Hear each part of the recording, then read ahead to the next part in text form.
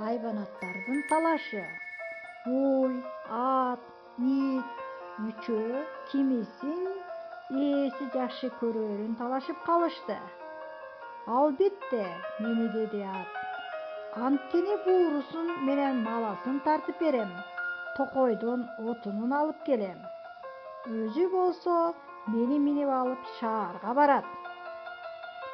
Андай эмес, ал мени өзгөчө жакшы көрөт, деди куй. Мен анын бүтүндөй үй бүлөсүн сүтүм менен багам. Жок, мени деди ит ырылдап. Мен анын бардык мал-мүлкүн кайтарып берем.